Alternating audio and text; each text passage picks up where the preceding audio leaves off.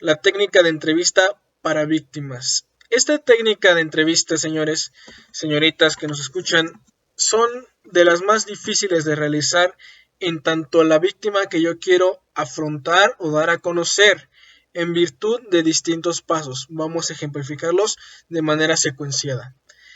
Yo anoto en el contenido que ustedes van a visualizar en su plataforma que el inicio de esto va a ser darle de conocimiento a la persona que la entrevista tiene diversas estrategias y finalidades, pero que es importante que yo me caracterice, como siempre, pero aún más el aspecto humanista, el aspecto empático. En virtud de que a quien le estoy efectuando mi entrevista es una persona que ha sido vulnerada en su integridad de manera física, de manera psicológica, en su patrimonio o diversas estrategias sobre este tenor. Ahora bien, ya que se tiene de conocimiento este primer interactamiento con la víctima, es el primer punto a desarrollar que va a ser dentro del inicio. En el inicio de mi investigación, en el inicio de mi entrevista, yo voy a posicionarme en una postura más empática, ¿correctos?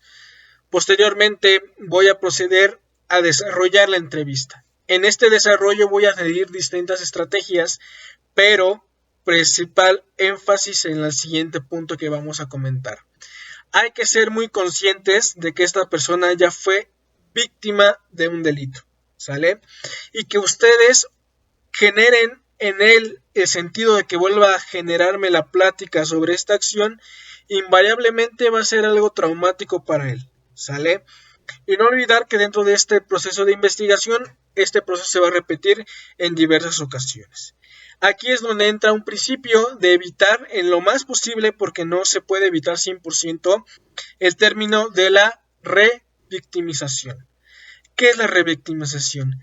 Que con mis preguntas, que con la dinámica que yo haya seguido para que él me cuente su estrategia o su historia, yo caiga o vulnere en él ese sentido de que lo que me pasó fue tan traumático que lo estoy reviviendo otra vez y la manera en que tú planteas tus preguntas no es la más adecuada. Sucede entonces un principio de ¿qué? De la revictimización. Hay que evitar que esto suceda en lo más posible, ¿sale? Es imposible que suceda al 100% porque por sí sola la técnica lo demanda. Pero hay que ser muy empático en este sentido. Segundo momento dentro de esta entrevista que hay que tomar en cuenta. Para las víctimas resulta un tanto novedoso o resulta un tanto estresante el hecho de tener que platicarnos el evento delictuoso. ¿Qué es lo que va a suceder? Muchas veces se va a desviar de tema, muchas veces las emociones, porque no olvidar que es algo emocional también, le van a influir de demasía y se va a estar inestable y no va a poder respondernos de manera correcta. ¿Qué postura o qué ámbito debería recurrir yo?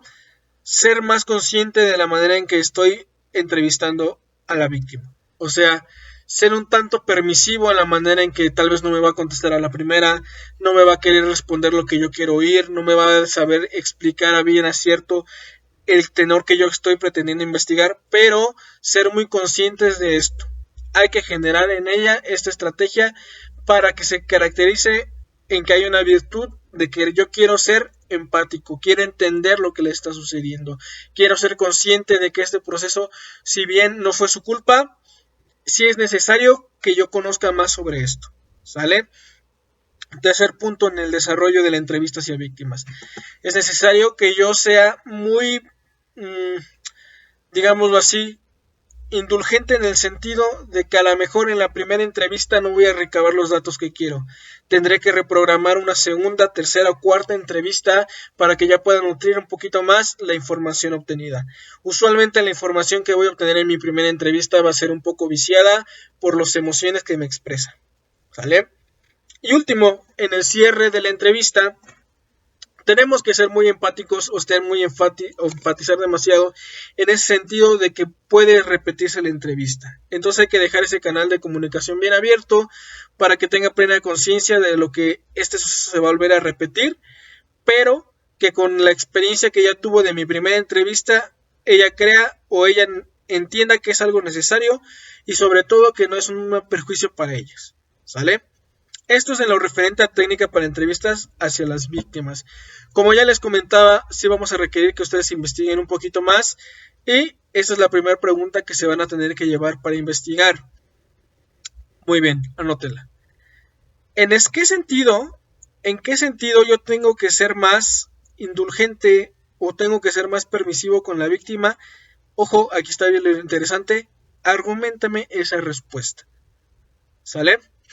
Segundo tema, entrevista para testigos de crímenes. Este tema es un tanto muy apasionante en el sentido de que este tipo de entrevistas siempre es muy revelativo. ¿Revelativo en qué sentido? Un testigo de un hecho delictuoso usualmente está sujeto a emociones. ¿Cómo que emociones? Es un evento novedoso, es algo que jamás se ha vivido y por lo mismo no puede procesar de manera correcta la información a la que ha sido expuesto.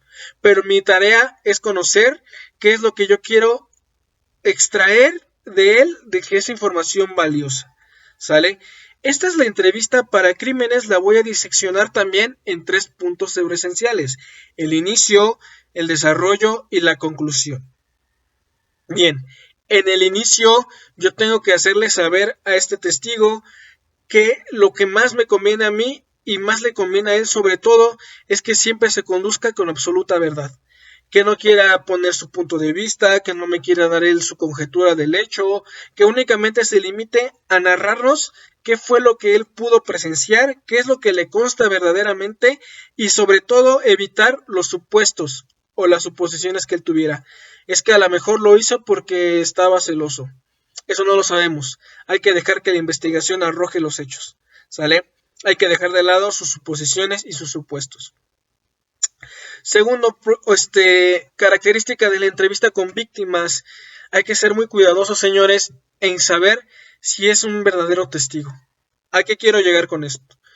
Hay supuestos, hay casos en que por la carencia de evidencia o pruebas testimoniales, bueno, documentales, peritajes o demás, se incurre a decir que encontramos un testigo y a veces este testigo no tiene conocimiento del hecho y simplemente está ahí por algún interés de cualquier tipo.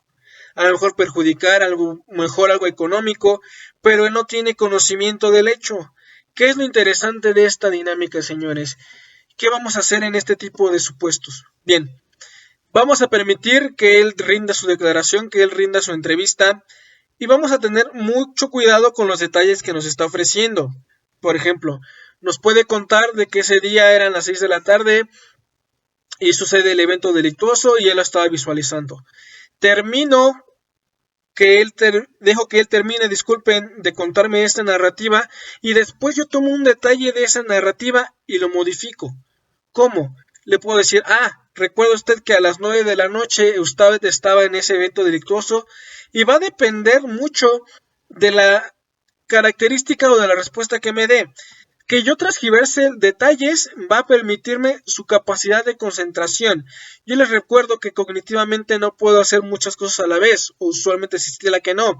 No puedo recordar e inventar al mismo tiempo, o recuerdo o invento, ¿sale? Entonces es necesario que yo me concentre en este sentido para que yo pueda dilucidar si efectivamente él es un testigo de este evento delictuoso. Y ya por último, en la cierre de la entrevista, quiero que seamos muy cuidadosos y que a veces yo aconsejo que esto sea el último punto y no en el inicio. ¿A qué voy con esto? Que a veces cuando nosotros damos en la parte de la entrevista decimos que si usted incurre en una mentira, que si usted incurre en algún falso testimonio, porque así se llama el tipo penal, pues se va a ser acreedor a una sanción. Yo siempre digo que esta frase se da en el último momento. ¿Por qué en el último momento? Porque a lo mejor la entrevista falsa que él me dé me puede aportar un detallito que va a ser sobresaliente en el futuro. A lo mejor no tiene conocimiento del hecho, pero sí puedo medir por qué es el interés de falsear su testimonio, cuál es la pretensión que busca, ¿sale? Por eso yo siempre recomiendo que esta técnica se aplique al final. Bueno, en esta técnica les voy a solicitar que me visualicen o que me busquen un poco de información sobre las Expresiones faciales hacia la mentira. Esa es la segunda actividad que tienen que desarrollar. Buscar información sobre la expresión facial y su relación con la mentira. ¿Correctos? Y ya por último, el tema que vamos a visualizar es la entrevista para testigos en menores. Como comentábamos, este primer punto de entrevista para testigos es muy complicado porque no sé qué tanto de cierto es información, qué tanto está viciada por especulaciones o por supuestos. Ahora, el reto se dificulta aún más porque el que está rindiendo una declaración es un menor, ¿correcto? Los niños o menores de edad se estila que por su personalidad que no se ha terminado de generar, por su percepción un poco limitada del mundo, por el desconocimiento del hecho que se está investigando, a veces no alcanza a entender qué es lo que está pasando o qué es lo que pasó. Siempre se recomienda que la entrevista menor sea acompañada de un profesional como sería el área psicológica. No estoy diciendo que en el área criminológica no se pueda realizar la entrevista, sin embargo hay que ser muy cuidadosos porque ustedes recuerden que un falso simulación de entrevista puede tener algunas resoluciones un poco fatídicas. Entonces, si no contamos con un área psicológica y yo tengo que ser el responsable de efectuar esta entrevista, ¿qué es lo que va a suceder? Lo primero que tengo que hacer es poner en un momento de tranquilidad al menor. ¿Cómo? Quiero que él conozca, que me cuente qué fue lo que sucedió y si no se puede que él me haga una narrativa tal cual de la historia que sucede, sí sería importante que me pudiera hacer una simulación.